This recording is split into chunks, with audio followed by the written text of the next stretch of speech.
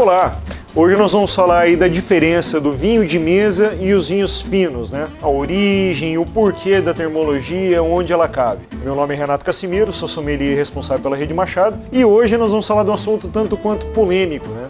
Porque existe aí um certo confronto, né, entre os consumidores de vinho de mesa e os consumidores de vinho fino. Mas aí você me pergunta, Renato, mas e aí, qual que é a diferença que você tem nos vinhos de mesa e os vinhos finos? Lembrando que a utilização desse termo vinho de mesa aqui no Brasil é uma e no cenário internacional depende do país a que nos referimos, tá? Mantendo o foco aqui para dentro do Brasil. Vinhos de mesa nada mais é do que aquele vinho produzido com uvas de mesa. Em sua grande maioria estamos falando aí de Vitis Labrusca. O que seria essa Vitis Labrusca? Você pega aí a Rubi, Isabel, você pega aí a Concorde, são uvas no caso de mesa que seria mais para consumo in natura. Uvas essas que a gente encontra muito aí para consumo in natura, no hortifruti, né? Você usa mais para comer do que para produzir vinho. Funciona muito bem para a produção de sucos integrais, porque como ele não tem tantos taninos, aquela sensação de amarra, de astringência bucal, então ele fica melhor para você trabalhar a respeito dos sucos integrais. Porém, quando você fala de vinhos propriamente dito, isso dá uma diferença. Qual que é a diferença aí dessas uvas de mesa? Elas são em bagas, né? Você fala da uva propriamente dita, a gente se refere à baga, são maiores e por conta disso você tem menos açúcar, você tem menos taninos, né? E você tem, no caso aí, uma estrutura mais leve e menos complexa.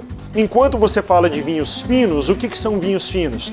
São produzidas, no caso de sua grande maioria, das uvas de origem europeia, como a clássica Cabernet Sauvignon, Chardonnay e Merlot. Essa já tem a casca mais grossa, você tem as bagas menores, então tem um índice de açúcar concentrado.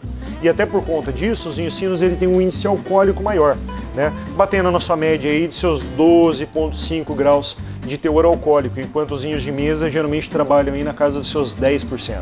Porque justamente o açúcar que vai ser convertido através da fermentação em álcool, né? Então você tem os vinhos finos mais alcoólicos. O que acontece que a cultura do vinho de mesa ela é tão disseminada aqui no Brasil? Vamos parar para pensar que ao contrário de outros países da América Latina, os vinhos finos só começaram a ser produzidos no Brasil em 1953, com a vinda da Moët Chandon, francesa, produtora aí dos clássicos champanhes, né? E da Martini Rossi, fabricante do vermute, no caso Martini, que trouxeram tecnologia para poder estar adaptando aí as mudas, né? E então conseguir ser cultivado no nosso solo, porque até então não tinha aceitação. Já as uvas de mesa, essas foram trazidas ainda no século XVII pelos norte-americanos, né? E como era a única coisa que a gente dispunha na época, então a gente improvisou, vamos assim dizer, com as uvas que a gente tinha à mão, até para poder estar celebrando aí os rituais da Igreja Católica, né? Ainda que os jesuítas tentaram trazer no momento da colonização mudas dessas uvas, no caso francesas, porém não vingaram naquela época.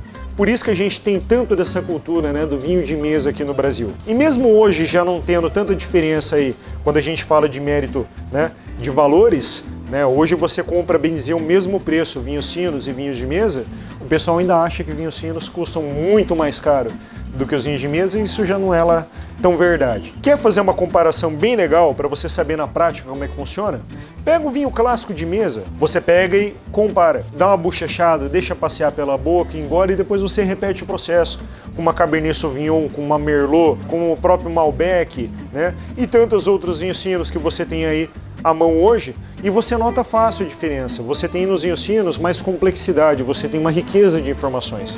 Por isso que, às vezes, aquele teu amigo enochato, ele defende tanto o consumo, no caso aí do seu vinho fino, e não no caso do vinho de mesa propriamente dito. Concorda? Discorda? Vamos fazer um debate saudável aí? Coloca aí nos comentários, fala por que você acredita que a sua predileta merece mais atenção ou não. Beleza? Mais uma vez, obrigado pela atenção de vocês. Qualquer dúvida é só colocar nos comentários. Até a próxima!